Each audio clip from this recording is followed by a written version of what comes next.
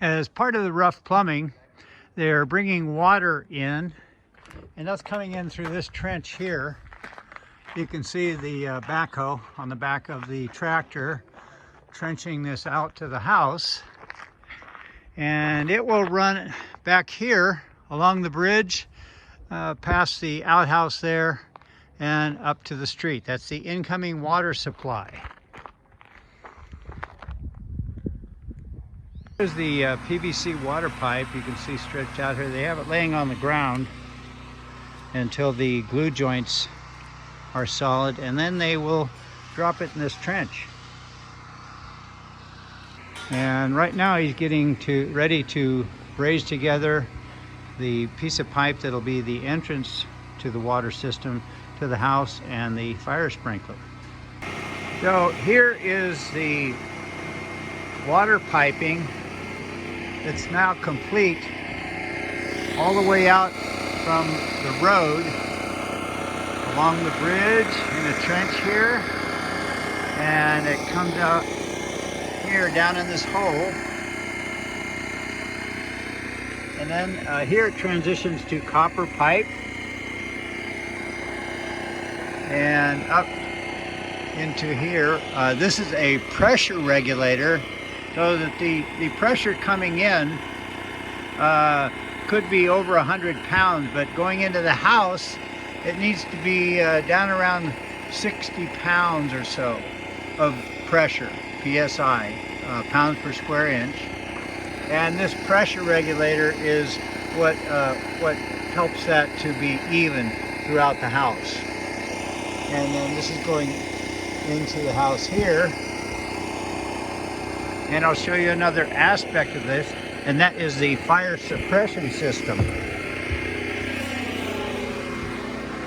So new construction now, you're required to have fire sprinklers, and this orange pipe is for that system. And the gauge there is to show how much pressure is in there. And that, you can see, is about 110 pounds. So it's got a lot more pressure than normal household lines. This faucet on the side here is for testing. This runs to the outside when they're going to be testing the system. And then the orange pipe runs throughout the house. You can see up here. And then where that white cap is, that's going to be a fire sprinkler. And there's another one there. And then we have two more, and this is in the garage space. And again, these are throughout the house. You'll see that fire sprinkler system. So you remember this is the entrance to the water to the house. And also you can see there with the gauge on it, the gas line. So what they're doing here is they're trenching out along here to bring in the gas line. And right here we have a drain line that goes out to the creek. And then you can see there down in the hole, that is the French drain that goes behind the retaining wall. So they're digging this out. They're just to run a line over, and the propane tank will be located over there.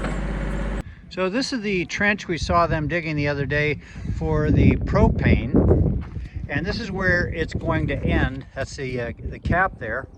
And so the propane tank will sit here. Notice that yellow wire that's attached and wrapped around. And it follows the pipe. That yellow pipe is the gas line. And that goes all the way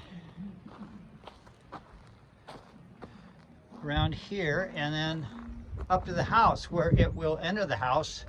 And they've put a pressure gauge on here and pump it up with air, and that's going to guarantee that there's no leaks. They'll come back and check it, and as long as the pressure didn't drop, there's no leaks in the pipe. So that yellow wire is a tracer wire, and if they need to locate this pipe in the future, they just at the end of the yellow wire there, they'll put a little electric signal And then on top of the ground, they'll use kind of like a metal detector, and they'll be able to locate where that pipe is in the ground. So we saw the gas line laid out to the propane tank, and they've just finished lifting the new tank into place using this crane that's attached to their truck. So it came off the bed of the truck. They lift that over. You notice they've got cement pads underneath the tank on either side. It's at level. And then the plumber will come back and attach this gas line to the top of the propane tank. So that's going to supply the gas for the house, for the water heater, possibly the dryer, and also the forced air furnace. So that is how they set the propane tank.